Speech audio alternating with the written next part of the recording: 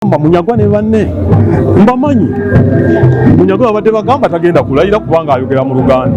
Now what language am I now communicating to you? Is it English or Lugubala? English. So that's a white lie. So Munyagwa avoid this bena n'oluyimba olwo olewale okwogera kuseya munno kubanga Munyagwa twava kusebaka naye buli wabeera abeera ku mulyanya. So I won, I swear in. Now what next? And in the debate yava mu parliament nga ta debate nzeeyo kati nza ninde yava mu parliament nga ta debate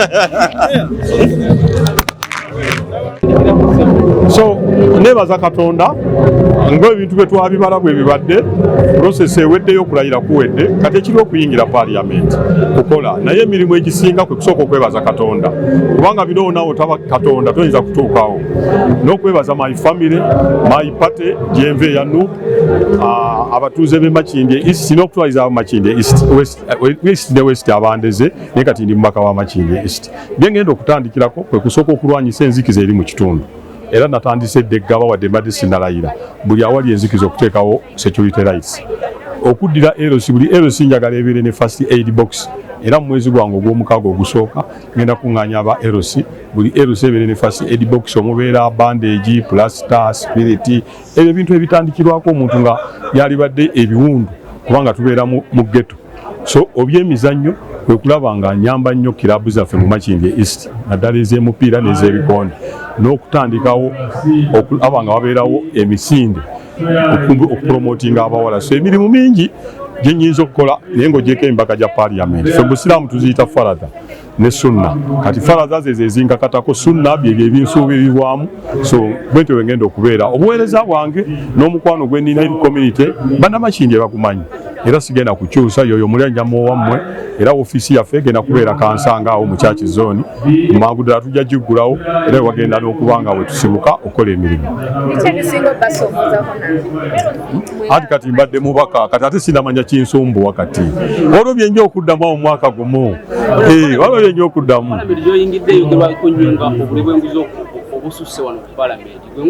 simanyi gye nzije kubanga sibaddeeyo kati sobola kyogerako katuyingire toyinza kujanjinga katabo olw'eddiba lyako.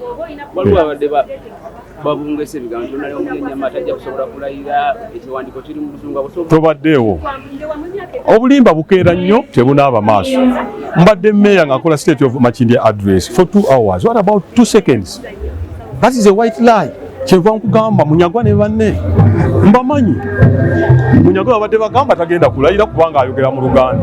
Now what language am I now communicating to you? Is it English or Lugubala? English. So that's a white lie. So Munyagwa avoid this bena n'oluyimba olwo olewale okwogera kuseya munno kubanga Munyagwa twava kusebaka naye buli wabeera abeera ku mulyanya. So I won, I swear in. Now what next? And in the debate yava mu parliament nga ta debate nzeeyo kati nza ninde yava mu parliament nga ta abantu ziweddewo si Makindye yokka wabula eggwanga lyonna. Genda kubanga njogera nnyo ku nsonga y'engereka y'emisolo. Siganye bantu kuwa misolo naye engereka y'emisolo eri bubi nnyo terina bwenkanya.